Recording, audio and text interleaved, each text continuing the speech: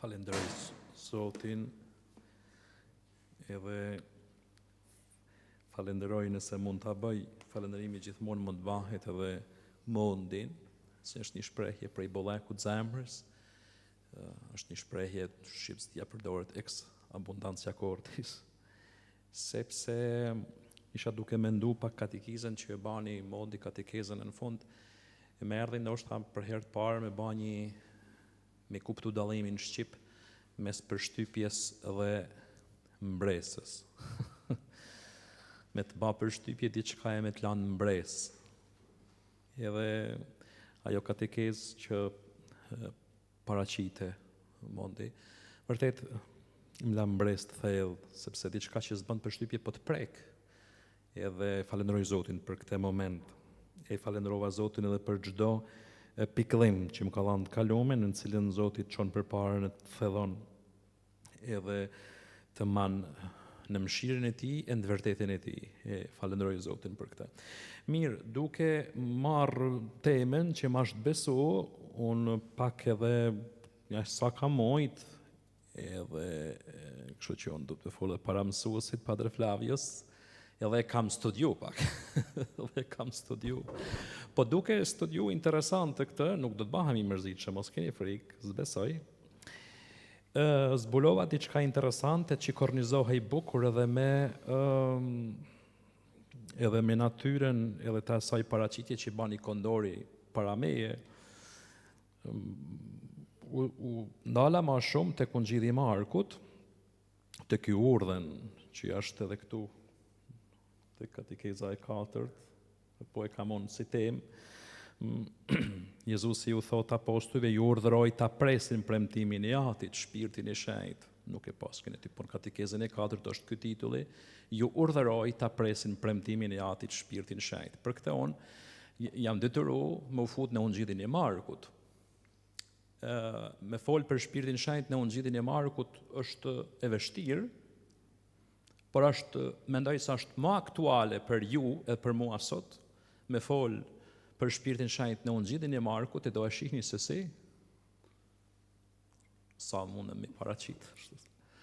Se sa në ndonjë tekst tjetër të ungjillive, sidomos të ungjillit i Lukës, ku është tepër e theksuar, sikurse edhe ishte disa vite përpara, ishte theksuar një veprim i shpirtit shenjtë me fenomene. Ungjilli i Markut nuk e ka kështu veprimin e shpirtit shenjtë, pa çka se fenomenet nuk mungojnë, por fenomenologjia është një shenjë se shpirti shenjtë ka ardhur, po fenomenet deri dikon. Për shembull, nëse shkon me ka marrë njëri prej Anglie, që shumë kohë përpara, me tha ka marrë vesh se je karizmatik. Okej, s'disha se mi thanë po ajo. I thash po çka nën kupton me këtë. Më tha mo, a flet në gjuhë? Nëse s'flet tha kështu, s'ka ardhur shpirti i shenjtë mbi ty, për shembull. Nën kuptonte, me ardhur shpirti i shenjtë me një person, duhet se ai ishte shqiptar, merrte pjesë në përlvizje pentekostale ndryshme. Marku nuk është kështu. Përkundrazi, Marku nën kupton këtë, po ka dashur me korrigju një gabim të tillë. Po para se të hyj këtu në të tërën e vet, cili ishte një sfond, një problem në bashkësinë jo vetëm të Markut, po në të gjithë, sepse ungjilltarët, të dashurin e tim një ungjilltarët, ungjillit, reflektojnë një situatë, një kontekst mbrapa bashkësive të veta. Ungjilltarët, çdo njëri prej ungjillëve, reflekton një etikë, një stil të jetuarit bashkësive, secilës prej bashkësive, edhe reflekton një kontekst që kishin pas. Edhe shkruajnë për atë kontekst, për ato problematika që kishte ungjilli, shkruajnë tekstet e veta, i endin, i qëndisin tekstet e veta, deri në fazën e tyre redaktuese përfundimtare. Cili ishte një ndër problemet që përban atë mozaikun, atë kontekstin e ungjillit Markut, ishte, dëgjojeni me vëmendje, ishte një qëndrim, kështu e thonë ata që e hulumtojnë tekstin, pak në mënyrë më të hollë, ishte një qëndrim i dyfisht deficitar. Domethënë, bashkisht në besimtar dy kategorive. dy kategori besimtarësh, jo të dami me thik, po pak a shumë kishin predominancën e tyre dy kategori. Nga njëra anë ishte një kategori që mendonte se mund bante jetë krishterë pa marrë një zbrazje të Shpirtit Shenjtë. Edhe këtë shohim edhe te Luka. Kishin disa të krishterë që thonin, besojmë, por realisht i thot Pali aty në burrave të Efesit, në veprat e apostujve, thot kur e pranuat feja, ai morë Shpirtin Shenjtë. Ata i bajnë edhe Palit i bajnë një pyetje. Me thanë me fjalë tjera, gati një pyetje, kush është Shpirti Shenjtë? Ne as dim gjë se ekziston. Ne as që dim, ata në fakt i thonë, nuk i thotë pyetje, ne as që dim se ka një Shpirt Shenjtë veprat e apostujve në 19. Kështu që kishte të krishterë që mendonin me bë jetë të krishterë pa një zbrazje të Shpirtit Shenjtë. Nga ana tjetër, prandaj thash qendrim i dyfisht deficitar, kishte deficit në një qendrim. Nga ana tjetër ishin persona që kishin marrë Shpirtin e Shenjtë, zbrazjen, por pa mision. E marrë Shpirtin e Shenjtë nga bashkësia në bashkësi, nga kisha në kish, anej këtej, nga grupin grup, po njët pa mision. Ose aty ku jetën nuk e nënkupton si mision. Kjo është, po e them, revolucioni i Markut, që duhet me lexuar Ungjillin pak në mënyrë pak më dinamike, po them kritike, ndoshta tingullon pak kritike, tingullon eger, si terminologji, po do të më marr pak në mënyrë më dinamike, me bën një lexim më dinamik Ungjillit të Markut. E po mirë, përfitoj nga durimi juaj tashti me hy në një lexim transversal në Markun, që dhe me thonë transversal, me hy 2-3 momente në Ungjillin e Markut. Thuhet, Jezus ju urdhnoi ta presin premtimin e Atit. Pse me prit premtimin? Sepse premtimi është ba. Jezus i ka ba, tash i po hym në Ungjillin e Markut, është ba një premtim për Shpirtin Shenjtë se do të vijë. Kush e ban premtimin që ne do ta marrim Shpirtin e Shenjtë? Tash më gjë fol për katekizëm përpara, nuk është gabim që edhe me ju tash më bëj fije ndërragim. Kush e ban, kush e jep shpalljen se Krishti do të na jap Shpirtin e Shenjtë? Është gjithmonë tek Ungjilli i Markut, kapitulli i parë i Ungjillit të Markut është një minierë të dhanash mbi Shpirtin e Shenjtë për jetën e Krishtit, e ban Gjoni, Gjon Pagzuesi, e thot të rreshtin 1:8, unë thot ju pagzova e baptiza, ju zhyta, thot në ujë, thot Gjoni. Pagzimi si përvojë e zhytjes. Por ai thot do t'ju pagzoj, disa i kanë ra shkurt në tekstin e shqip. Po, bravo. Dikush thot do t'ju pagzoj me Shpirtin, Gjoni thot do t'ju pagzoj në Shpirtin e Shenjtë. Pra është një premtim që Gjoni e jep për Jezusin. Premtimi është dhënë. Tani lexuesit, dashunit e mi, pret realizimin. Kjo është dinamika letrare e Ungjillive. Sepse ne e themi, sigurisht jena njerëz modern, njerëz të shkputun, pak ne e themi se jemi njerëz të informacionit. Jo ne këtu, ndoshta. Por në përgjithësi bota sot ke informacion sa dush. Po ku informacion? Po çfarë informacion? Ku e njohim na botën që ishte mas nesh? Po ne s'njohim kur gjamore.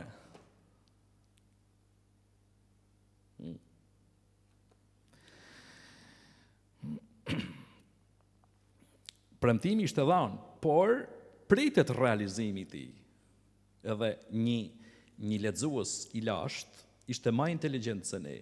Nuk e pret përgjigjen, tash i u dha premtimi, ai do t'ju pagzoj në Shpirtin e Shenjtë. Prit ta shkurt nollin. Tak shtyp pedalin. Pum Shpirti i Shenjtë. Karizmatik. Nuk është kështu. Një lexues i lashtë e merr sheh të tërën edhe thot ka ndoll. Ai pagzim në Shpirtin e Shenjtë. Në këtë vështrim duhet jemi inteligjent, të mëshëm, të zgjuar. Janë disa indicje, pasi lexuesi pret. Dhe interesant është se në Ungjillin e Markut i jepet këtij premtimi se do të pagëzohemi në Shpirtin Shenjtë, i jepet një pozicion prioritar, kështu quhet. I jepet një pozicion prioritar në Ungjill. Dhe lexuesi e lexon jetën e Jezusit, nga momenti që Gjoni thot, ai do t'ju pagëzojë në Shpirtin Shenjtë, tani lexuesi ti, okay, bashkë me Jezusin, je duke ecë hap pas hapi, e duke marrë vesh procesin e të pagëzuarit në Shpirtin Shenjtë. Dakor deri këtu? Jena? Nëse s'jena, më thoni se s'jena. Mirë.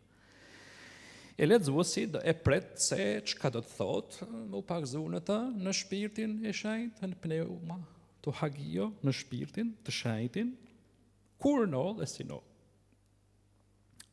Fillojnë indicjet, me na ullan hap pas hapit, ungjilltari Marku.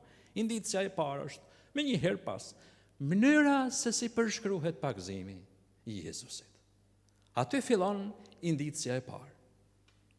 Thotë teksti, Ungjilli i Markut, në kapitullin e parë, në gjatë atyre ditëve, Jezusi erdhi nga Nazareti i Galiles dhe u pagëzua prej Gjonit, thot në Jordan, ejs Jordanen, përdor një ungjilltarët, kur kanë përdor dhe para fjalën, edhe fjalën, edhe lillëzën dhe, kaj, është gjithçka e mendume. Gjithçka e mendume. Edhe lillëzën dhe, edhe ejs, edhe en, edhe ep, mbi të, nën të, rreth ti, gjithçka është e mendume me dhënë një mesazh. Edhe që në momentin që thot Gjoni shkoi të pagëzohet tek Gjoni ejs Jordanen, është sikur Jezusi aty shkua gati si me vrap. Se kjo po na duhet më pas. Dhe thot, me një herë pas, thot, me një herë, ndërsa po dilte nga uji, Jezusi ishte duke u ngjit nga uji, më mirë, në bajnon, thot, pa qiejt që po hapeshin dhe shpirtin si një pëllumb, hosperisteran, është si një pëllumb si tip krahasore, thot, duke zbritur, shpirti ishte duke ba tjetrin gjest, duke zbritur mbi të.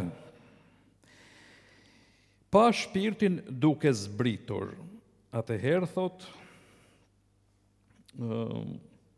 po, më falni, me një herë ndërsa po dilten nga uji, Jezusi thot, pa qiejt që po hapeshin, për këthim i gabum.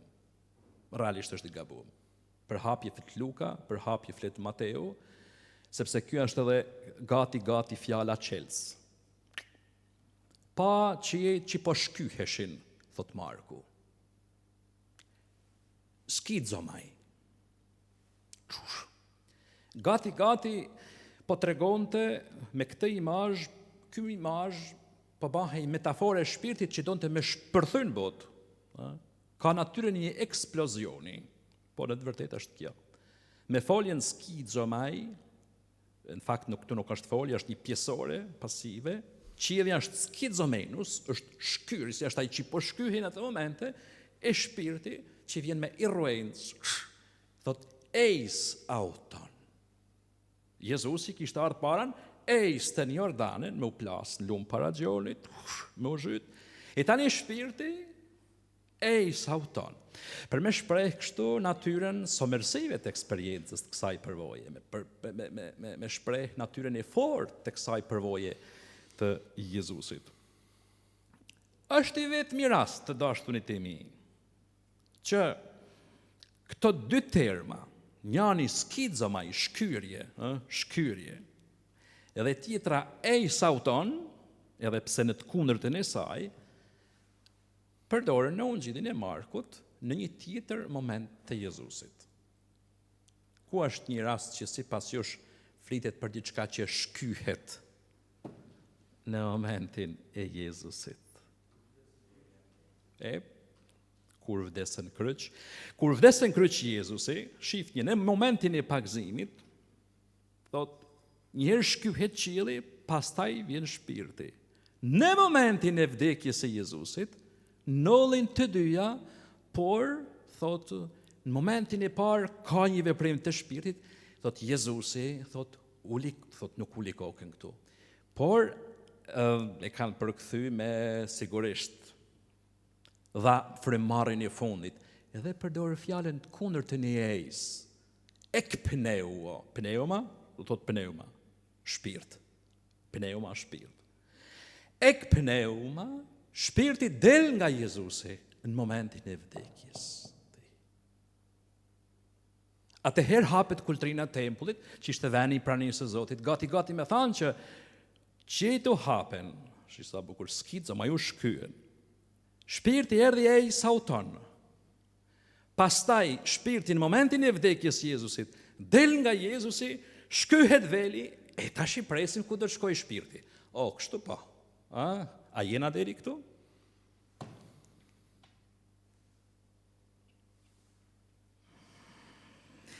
Këta janë me këty dy terma suggestiva, terminologji suggestive, me anë të cilës Marku shpreh lidhjen e fortë që kanë mes tyre pagëzimi dhe vdekja e Jezusi, edhe roli që ka Shpirti i Shenjtë në pagëzim dhe në vdekje të Jezusit, edhe punat që Shpirti i Shenjtë të bëjnë pas pagëzimit dhe vdekjes Jezusit.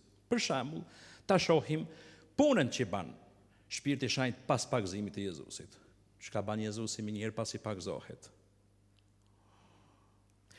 Pasi pagëzohet, Jezusi përjeton sfidën e tundimit. Shihni, janë 3 dhana me Shpirtin e Shenjtë, edhe ata të katekizmit, atje ku i kam, i themon, cilat janë 3 rreshtat me Shpirtin e Shenjtë, se unë jam pak edhe somërsiv, jam pak si obsesiv, kur kërkoj diçka, duhe me mamajt men se zban, është pak shaj, edhe egos.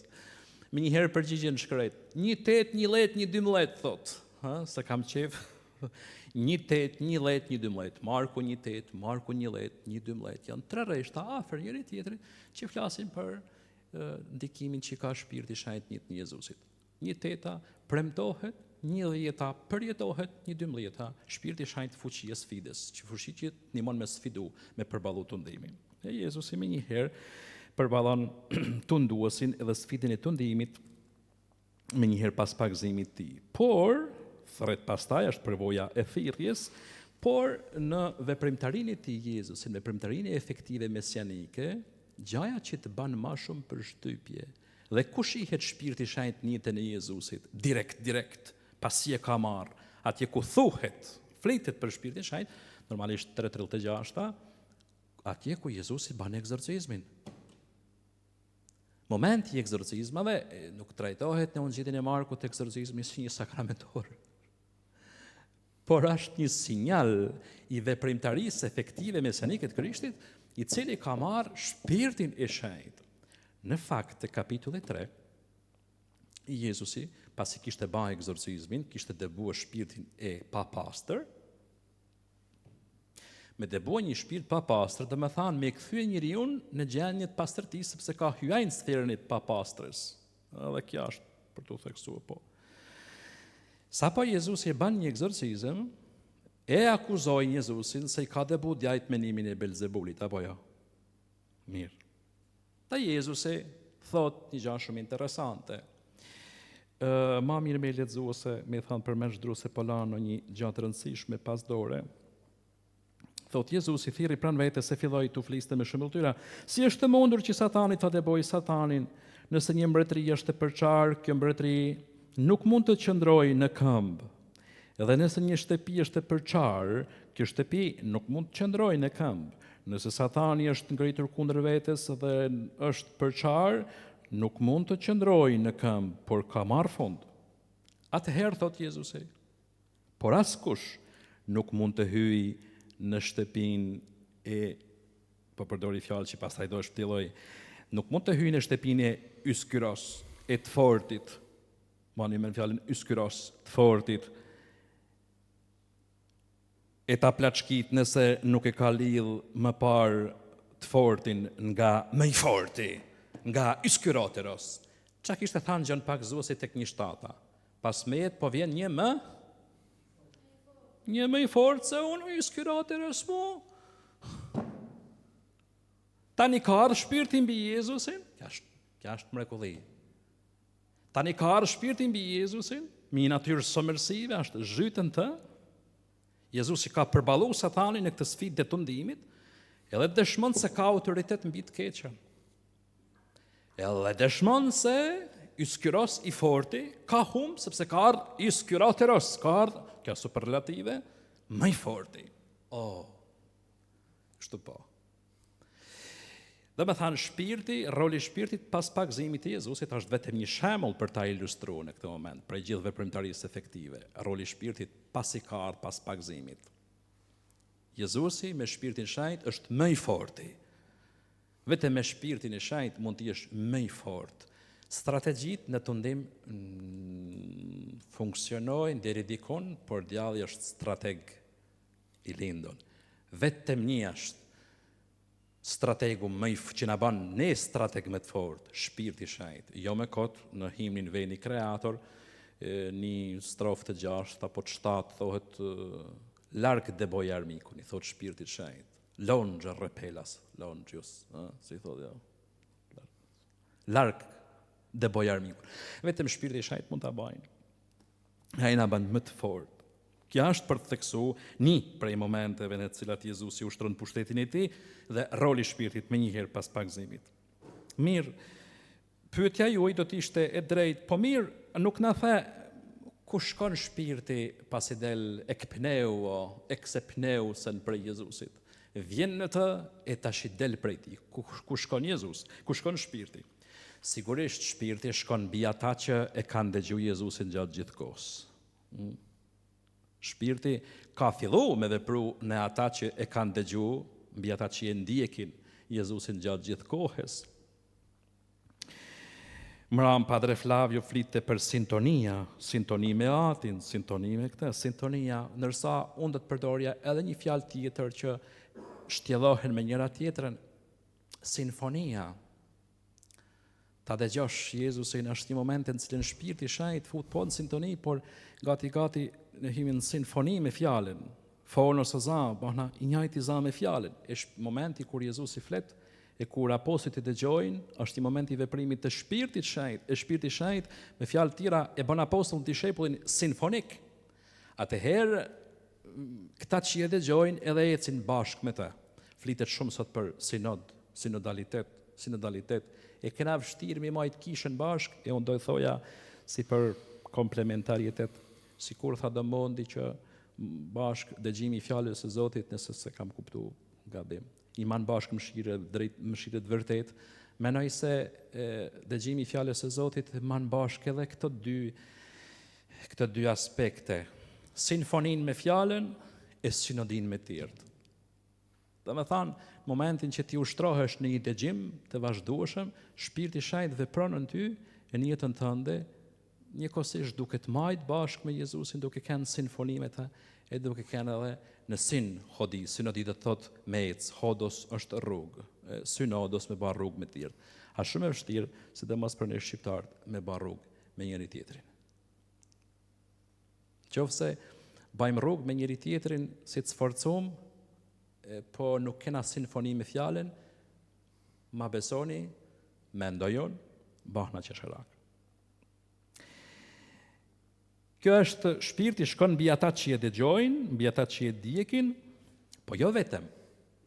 Marku nuk ta tregon një moment në të cilin shpirti shkon e hyn te dishepullit. Tregon momentin se shpirti në cilin moment del prej Jezusit, me thonë ashtu. Por po të thotë se shpirti, dhe me thonë, ka fillu veprën e tij në ata që e kanë dëgjuar Jezusin, në ata që e kanë ndjek, dhe në ata që në ata që i dëshmojnë Jezusit besnikëri. E kjo është një element për të marrë parasysh në studimet e Markut, në Ungjillin e Markut. Në ata që i dëshmojnë besnikëri feje. Kush janë ata që i dëshmojnë besnikëri feje Jezusit?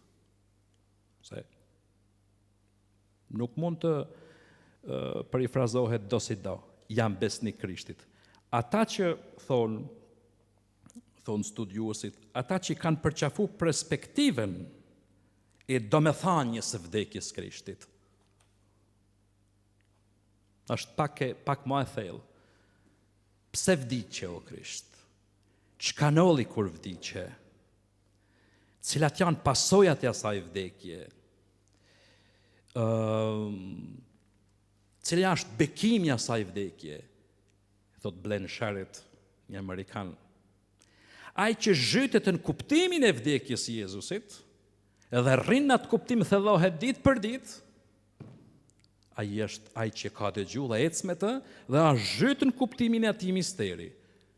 Në këtë njeri shpirti ka a dëshmi se ka hy dhe po vepron. Por me u zhyt në perspektivën e vdekjes Krishtit.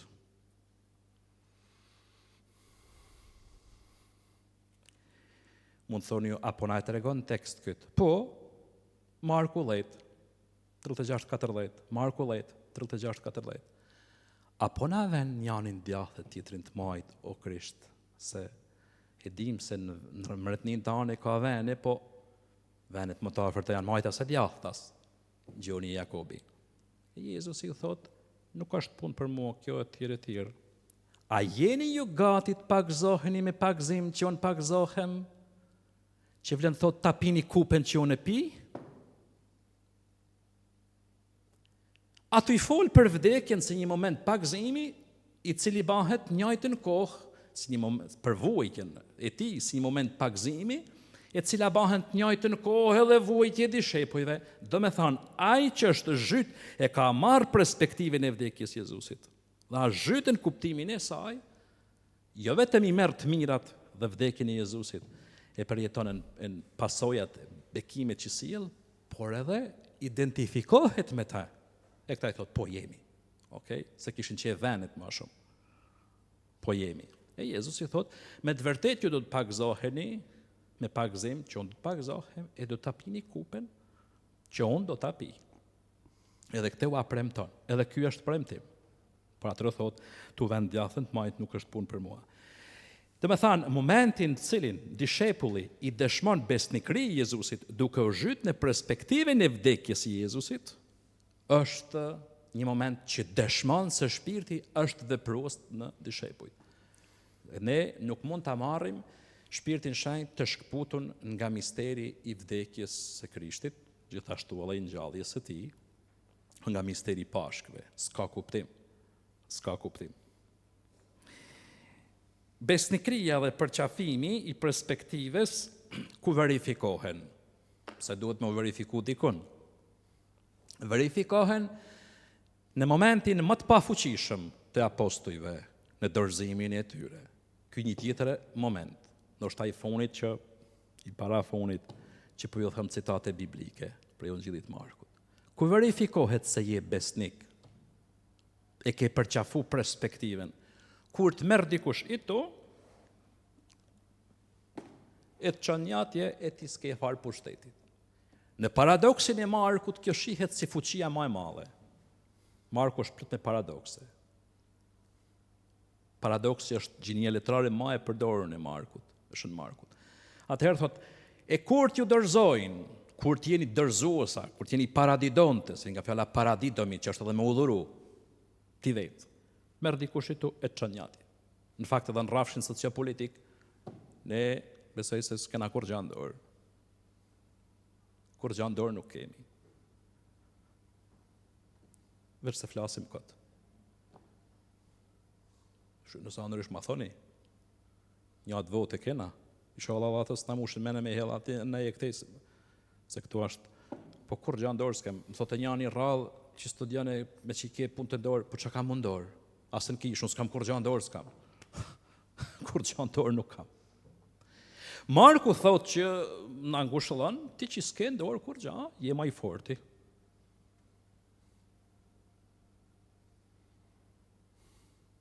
E kur t'ju dorëzojnë, mos u prekuponi se çka dhe si do të flisni. E ban momentin e dorëzimit dhe të vujtjes nga një moment për ta pësu në një situatë misionare.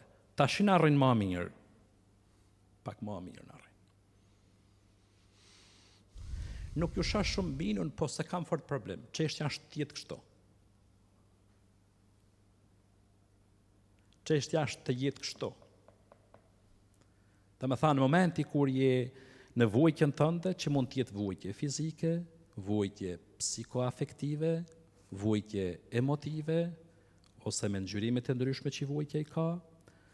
Është ai momenti ku duket se nuk ke fuqinë, je i pafuqishëm, ai është momenti i veprimit të vërtet të shpirtit shenjtë. Edhe këtu del një tjetër në pah, gjithmonë për shkak të Krishtit. Në pah një letër, një citat prej letrës Pjetrit, ku thot, kur t'ju persekutojnë për shkak të Krishtit, të lumt jo, sepse do të pushojnë ju shpirti lavdis. Letra parë e Pjetrit, 4:15, do të pushojnë ju shpirti lavdis. Në momentin e dorëzimit, në momentin e vujtjes, kështu që nuk do të flas për karizmat, të cilat e kanë sot pas dite, mos u gabofsha, kanë një katekez enkas për këtë punë. Në momentin e dorëzimit të vujtjes, sigurisht se vujtjet ndryshme mund të jenë vujtje edhe nga mëkatet, por ne nuk duhet me harru diçka, se pse nuk i rrim Zotit besnik në disa mëkate në cilat bijem, është ai besnik me ne. Okay? Në Bibël ka një tjetër binom Zotit që është gjithmonë i besnik. Edhe besnik kur ti se parashikon dot. Edhe qut është besnikërisht, domethënë i paparashikueshëm, e paparashikueshmërisht besnik, është gjithmonë besnik me ne. Po besnikëria jonë është më shumë me hynat perspektivin e vdekjes tij edhe kur jemi dopt. Dhe me një të veçantë ka shpirti i shenjtë në dy gjendje si vujtje personale. Janë dy gjendje të cilat njëna prodhon frikë, brenda nesh tjetra shkuarrim, e në fakt do të ishim më të menshëm se të dyja janë shenjë se shpirti i shenjtë vepron në ne. Ke marr pakzime, krezmime, gjitha e kungim, e shkon kish, e anej, e këtej, e shërben, e munohesh, e përpiqesh, e vuan, e i dorëzohem, e gjitha, por janë dy momente, dy gjendje që i trokasin shpirtit, të cilat ne jena krejt të ndu më u këthy pas, edhe të lodhën, besa sa të duesh, se na lodhën, se janë gjendje që të lodhën, e janë pikrisht ato gjendjet e veprimit shpirtit shenjtë. Njëna është kaosi brenda nesh, gjendjet kaotike. Na bëhet kaos koka, idetë, e zemra, e ndjenjat, e punët, e s'di se janë, rëmuj. Adin? Shpirti i shenjtë të dashturit e mi, të paktën përsa thot shkrimi i shenjtë, nuk e ka frikë kaosin. Momentet më të fuqishme të zbritjes së shpirtit të shenjtë, të paktën beslidhjen e vjetër janë kaosi ujor, gjithçka ishte ujë, ishte kaos ujor, shpirti i shenjtë thot, ende i përmi ujra, e aty pastaj ka vepru. Kaosi shkretinor, në shkreti, populli që murmuron ti si mja ba Mojsiut që janë kohë, atëherë dërgua shpirti dhe dëgja, i tha Zoti Mojsiut, mos u shkura jo, e dërgoj shpirtin për me drejtu, me artikulu punën në Izrael. E kaosi e shtëror, Izraeli që ishin tanë, kush në mërgim, kush larg, kush në katë, kush e tjere, Ezekielit Zoti i ofron këtë vizion, e shtrat që afrohen njëra tjetrit, e shpirti i mush me mish. Shpirti i shenjtë nuk e ka frikë kaosin. Kaosin qofse ti besohesh dhe je zhytën perspektivin e mundimit edhe të vujtjes Krishtit e të vdekjes ti, shpirti i shenjtë mos e ke frikë kaosin, ka me hy dhe me vu rregull avash avash. Kjo është njëna. Kjo shkakton shumë frikë, kaosi. E dyta, është një luhatje, këtu menojmë se jemi shumë të pashenjtë. Po hajde hitë që janë prej tronit njerëzve, menojmë se na krejt pashenjtë, është luhatja plot bësh. Herë plot, do të thonë, jam ma besimtar se papa i tash. Mas dite, ku gjenet i Zot me më falë. Herë plot, shikojnë edhe veprimin, herë plot, herë bësh. Herë plot, herë bësh. Shikojnë veprimin. Ata që shqirtojnë ma në thellësi këtë dimension, këtë aspekt, ekzistencial, pastaj pak rëndësi ka nga Bibla, nga morali për shpirtëria në këtej. Që shohë këtë aspekt. Thonë se kjo është si puna e një prej muskujve më të rëndësishëm të trupit. Kush është muskulli më i rëndësishëm i trupit? Zemra, që është muskull. Këto dy gjenje që janë një luhatje plot bosh, që vinë edhe kur kemi vullnetin e mirë, shkret na e shkojmë në kishë, nuk flasim gjuhë, nuk kem profetësi. S'na binet kush, nuk na binet kush. S'po vepron ma, s'po punon ma, shpirti shajt, ku je mora? Po ti je her plot her bosh. Kjo thonë, është si puna e zemrës. Sistol, diastol, sistol, diastol. E ato i puno, e ato i dhe pru, shpirti shajt, pikrisht me këtë gjanje, dhe është duke të rritë. Pra, aja që për ne është një shkurajim, aja është momenti i punës e shpirtit shajt. Pak ndryshme pa punën e shpirtit shajt.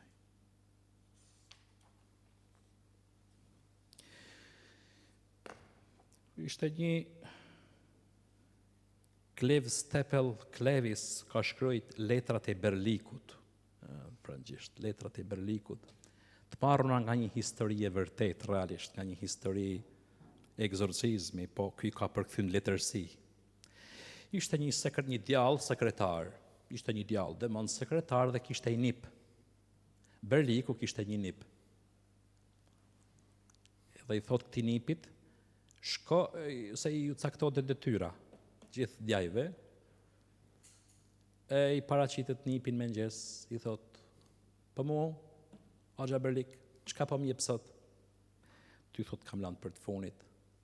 Shko mi bin njerëzit, sidomos tek ata që duan me kenë më të sinqert, sigurisht roli demonëve është me na trazu, me na tenu, thonat një kana. Shko dhe trazoj njerëzit, atë sidomos ata më të sinqertit, edhe nëse ja arrin të lumt. Bani me besu se luhatjet plot bosh janë një faji tyre. Dhe më thanë, plot bosh është fajimi, e shkurajohem. Është punë e demonit. Plot bosh është një gjendje normale e jetës e brendshme në cilën shpirti shajt po çon përpara. Nipi i Berlikut kishte marrë këtë mision. Me ta mush menin se është faji yt. Ke fajin ti? Her plot, her bosh. Ku thua kam problemin? Ka persona, ju po hi të më thonë tani as me bë statistika, po ka persona të cilët shkojnë nga priftin prif, nga psikologën psikolog, nga psikiatrin psikiatr, ndoshta psikoterapeuti, herë kështu, herë ashtu. Jo. Për jashtu këto gjendjet psikoemotive, toksike, tjerë, pastaj që janë patologjit. Për kja është një situatë ekzistenciale në cilën shpirti shajt vepron.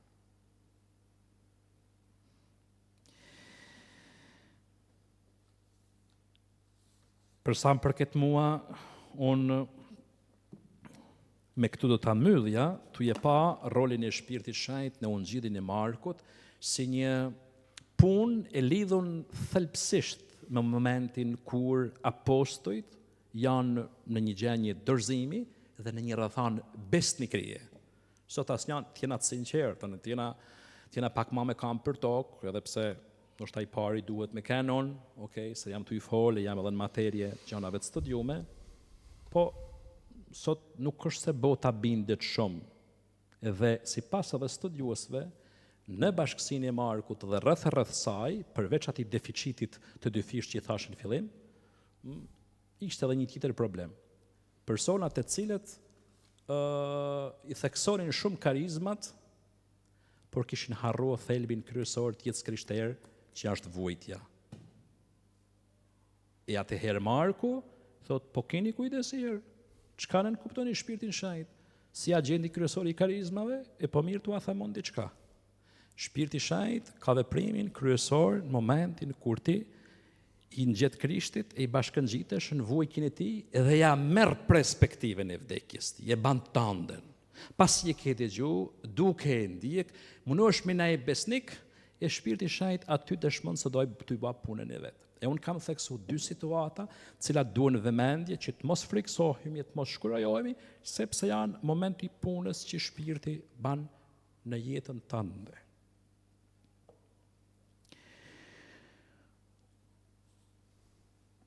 Unë kam marrë një lutje që u ban në një bashkim ekumenik, ju ban Shpirtit Shenjtë për njerëzit e ditëve tona, në 2023, ju ftaj buquen kam, nëse spritoni.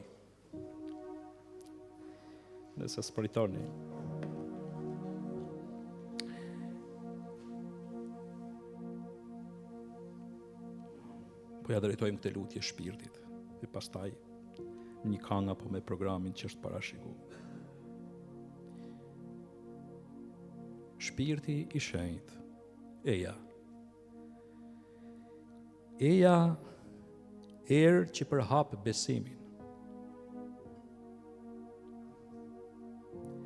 Eja bubullim që ftillon të hutuarit. Eja o stuhi që farkton karakterin. Eja o tërmet që trondit illujt. Eja o ujë që depërton thellësin. Eja ti mushkëri që jep frymë kishës. Eja o zë që kumton praninë i Zotit.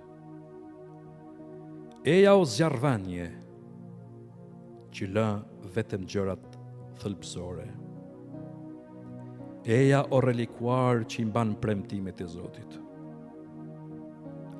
Eja o nxehtësi që zhvillon talentet.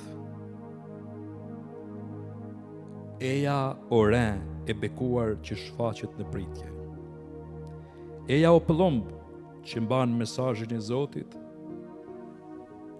Eja o dhurat që mund të thirret gjithmonë. Shpirti i Atit e i Birit, eja.